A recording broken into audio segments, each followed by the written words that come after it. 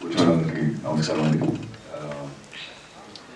First thing, నేను దీనికి ఏదో చీఫ్ గెస్ట్ కాదు, ఫ్యాన్ బాయ్లో వచ్చాను. ఆబ్వియస్లీ అన్నయ్యకి ఆయన అన్నట్టు అందరూ చాలా పెద్ద ఫ్యాన్స్. సో రాజా సార్ ఎప్పుడైతే రమ్మని అడిగితే అసలు సెకండ్ థాట్ ఆబ్వియస్లీ వస్తాను రాజా సార్ అని. అన్నట్టు ఏటు మోహన్ సార్ మాకు గాడ్ ఫాదర్ అప్పుడు, గాడ్ ఫాదర్ అప్పుడు కాదు, నాకు ఏటు మోహన్ సార్ది నా మెమరీ ఏంటంటే హనుమాన్ జంక్షన్ క్షేమంగా వెళ్ళి లాభంగా రండి వాటికి పోస్టర్స్ చూసినప్పుడు సార్ ఫోటో వేరేగా పెట్టేవారు.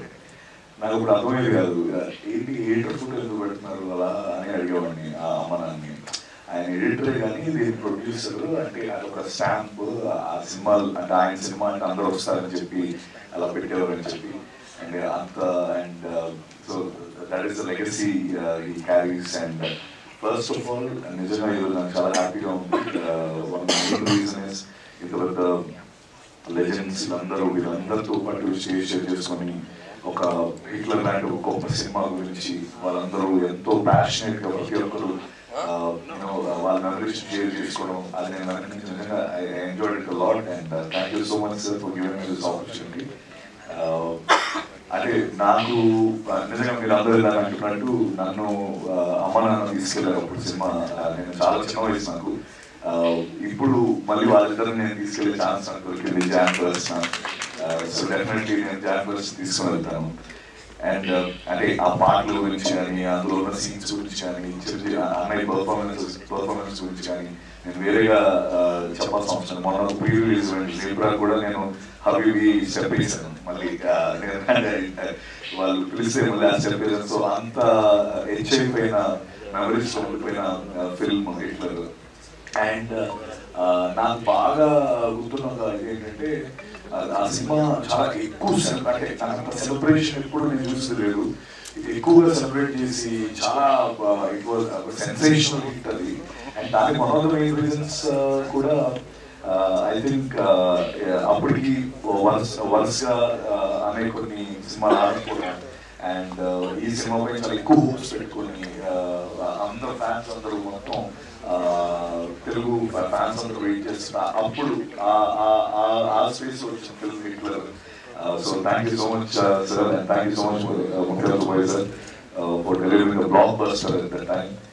అండ్ మోహన్ సార్, మీరు నిజంగా మీ ఆస్తి, మీరు చేసిన సినిమాలు, మీరు ఎన్నో సినిమాలు చాలా గొప్ప సినిమాలు చేస్తున్నారు.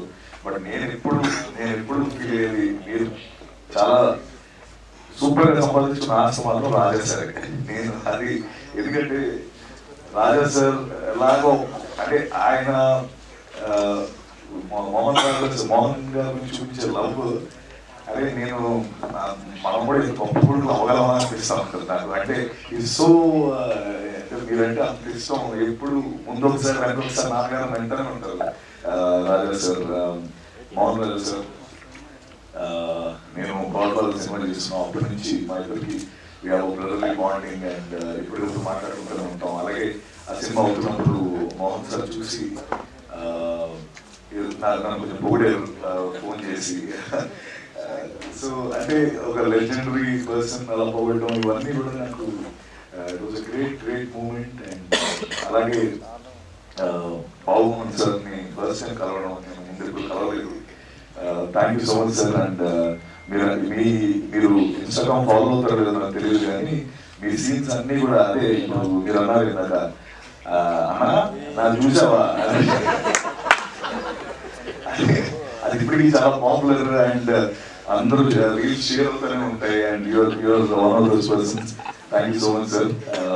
అలాగే రాఘవ అన్నం రెడ్డి సార్, నాకు ఆయన గుర్తులేదు కానీ నా వెరీ ఫస్ట్ నేను ఒకసారి చెప్పడం జరిగింది, ఆయన చెప్పాను తెలియదు, నేను మీకు చెప్పాను సార్. ఎస్, నేను వైజాగ్లో ఆయన ఫిల్మ్ షూటింగ్ చేస్తున్నాను సంగీత గారితో.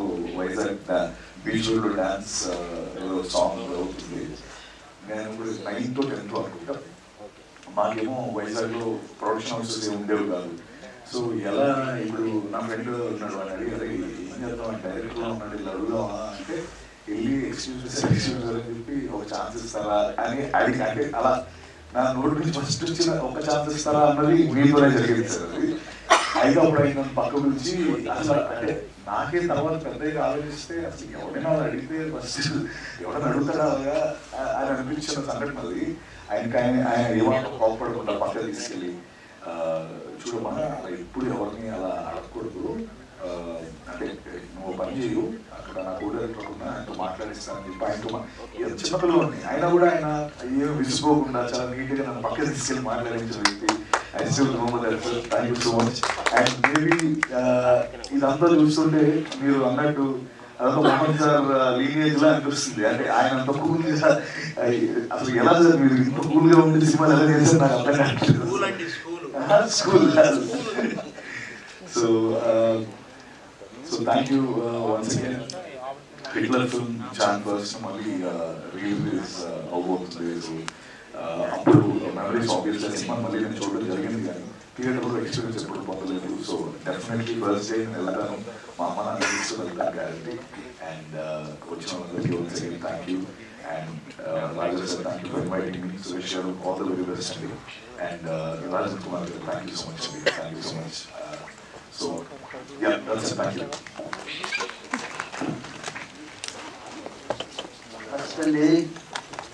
ఇంత ధైర్యం వచ్చేదానికి మెగాస్టార్ చిరంజీవి గారి కారణం. ఆయన పిక్చర్ డెఫినెట్గా రిలీజ్ అయిన బ్రహ్మాండంగా చూస్తానని నమ్మకం నాకు రావడం, అదే ఇంత నేను ట్రైన్మెంట్ చేస్తున్నాను. అది డెఫినెట్గా చిరంజీవి గారి మీద ఉన్న నమ్మకంతో ఈ పిక్చర్ డెఫినెట్గా అందరూ చూస్తారు, నాకు తెలుస్తుంది. దీనికి నాకు పక్కపలంగా ఉండేది ఏంటంటే మా సురేష్ గారు. ఎందుకంటే నాకు చేసి నేను దూరంగా ఉన్నాను, సినిమా నుంచి దూరంగా ఉన్నాను. నేను ఉన్నానండి అన్ని చేసి పెడతానని చెప్పేసి ఆయన నాకు ధైర్యం ఇచ్చారు. ఆయన మీద నాకు చిన్నప్పటి నుంచి తెలుసు. ఆయన ముందు ఉన్న నమ్మకంతో, చిరంజీవి గారి మీద ఉన్న పవర్తో, హిట్లర్ ఉన్న పవర్తో నేను పిక్చర్ రిలీజ్ చేస్తున్నాను. అందరూ చూడాలి, ఎప్పటికీ చూసి మాకు మంచి సంతోషాన్ని ఇవ్వాలని చెప్పి కోరుకుంటున్నాను. థ్యాంక్స్. సార్ ఇందాక మీరు 100 days ఆడాలి సినిమా అన్నారు కదా, అది ఒక 100 days ఇప్పుడు ఒక వారంలోనే ఆ సినిమా బ్లాక్ బస్టర్ హిట్ అయినట్టు తెలుసుకుంటున్నాము. సో అన్ని రోజులు వెయిట్ చేయాల్సిన కూడా అవసరం లేదు. అదే కాదండి, ఇప్పుడు టైం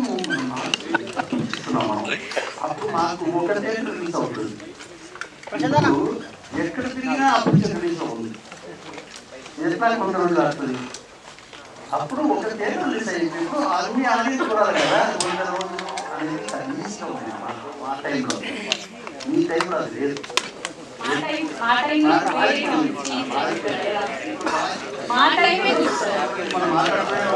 వారం రోజుల్లో మీరు